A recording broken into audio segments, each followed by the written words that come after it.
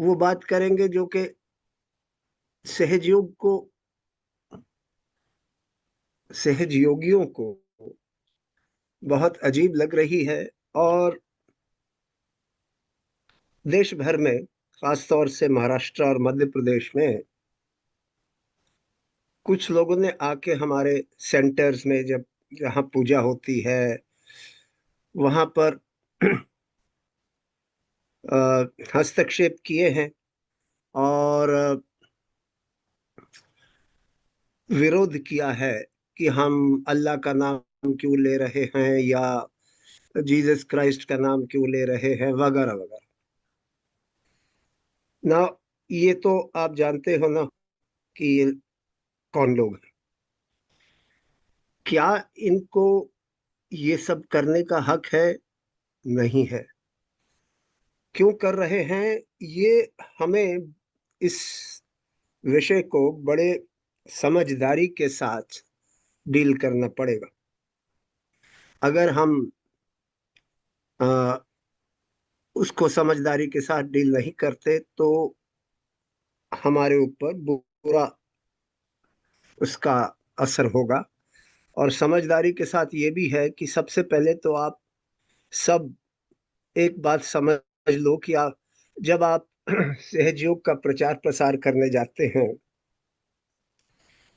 तो आप जानते हो अभी एक रिसेंटली केस आया है जिसमें कि एक टीचर ने क्लास में आत्म साक्षात्कार देते वक्त उन्होंने क्लास को बोला कि अपने इंडेक्स फिंगर को कान में डाल के अल्लाह अकबर बोलो।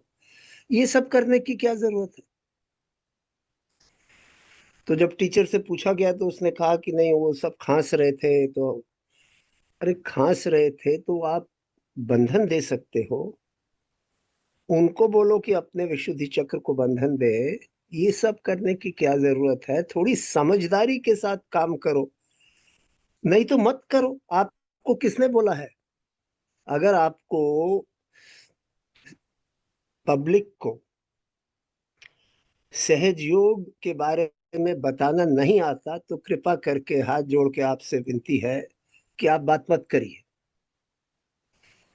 और अगर आपको आता है तो समझबूझ के साथ सद्बुद्धि सुबुद्धि इस्तेमाल करते हुए आप काम करिए।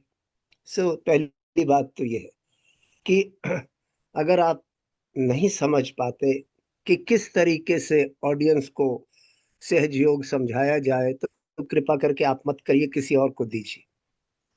दूसरी बात, क्योंकि इस किस्म का माहौल चल रहा है देश में, तो जैसे मैंने बताया, समझबूझ के साथ, और हमारे जितने भी ट्रस्टीज वगैरह हैं, मैं उनको यही सलाह दूंगा कि आप इनके नेतृत्व से, लीडरशिप से मिलिए।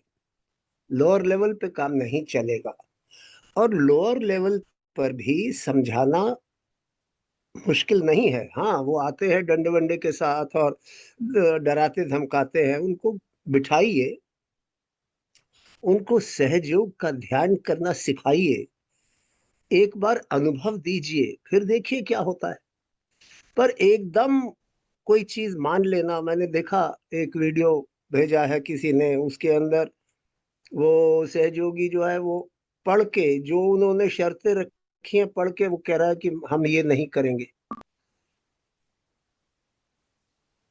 एक महिला ने टेलीफोन मैसेज पे ये बताया कि गणपतिपुले में 108 नाम नहीं लिए। और फिर इसी तरीके से ये एक और मीटिंग की खबर आई जिसके अंदर कि महाराष्ट्र के ट्रस्टी और स्टेट कोऑर्डिनेटर ने कहा कि आइंदा से जो क्रिसमस पूजा है वो, उसका नाम होगा महाविष्णु पूजा, और वो 25 के बजाय 28 को हुआ करेगी। मुझे तो समझ नहीं आती हम लोग क्या कर रहे हैं। और इस तरीके से अगर हम आगे बढ़े तो सहयोग को ही बर्बाद कर देंगे। तो इससे ज्यादा मैं अभी कहना नहीं चाहता, क्योंकि पूरा बैकग्राउंड मुझे नहीं पता। पर मैं इतना जरूर कहूंगा कि कृपा करके जब आप लोग जाते हो आत्म साक्षात्कार देने के लिए, तो बड़ी समझ बूझ के साथ जो कहना है वो कहिए। अननेसेसरली मतलब कोई ऐसी कंट्रोवर्सी मत खड़ा करिए, क्योंकि आपको पता नहीं कि क्या बोलना है। शुरू शुरू में तो आप जानते हो कि श्री माता जी ने भी कहा था कि अगर आप सीधा एक माहौल में जाएंगे और कहेंगे जय श्री माता जी, तो सब उठ के चले जाएंगे। सो आपको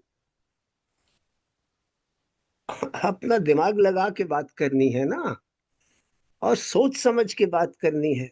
तो इसलिए आपसे यही रिक्वेस्ट है आप सबसे, कि हम लोग जब भी जाते हैं आत्म साक्षात्कार के लिए, उतना ही बताएं जितनी शुरू शुरू में जरूरत है।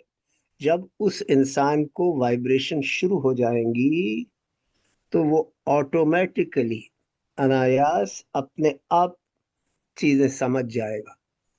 वैसे इंसान में की बुद्धि जो है वो समझ नहीं पाती। आफ्टर ऑल आपको याद होगा, पढ़ा होगा कि जीसस क्राइस्ट जैसे महाअवतार को सूली पर चढ़ा दिया।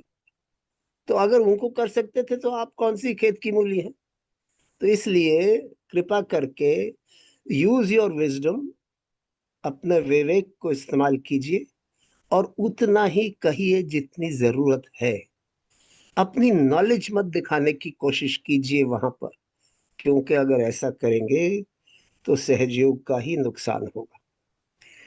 और अभी मैं नहीं कहता, इन लोगों से, ट्रस्टीज वगैरह से मिल के बात करेंगे बाद में। पर आप लोगों को मैं इस वास्ते आगाह कर रहा हूं कि आप में से भी हो सकता है कुछ लोग जाएं और आत्म साक्षात्कार की क्रिया करें। और जब करते हैं तो इन बातों का जरा ध्यान रखें। बाकी हम देखते हैं कि किस तरीके से इस विषय को आगे बढ़ाया जा सकता है।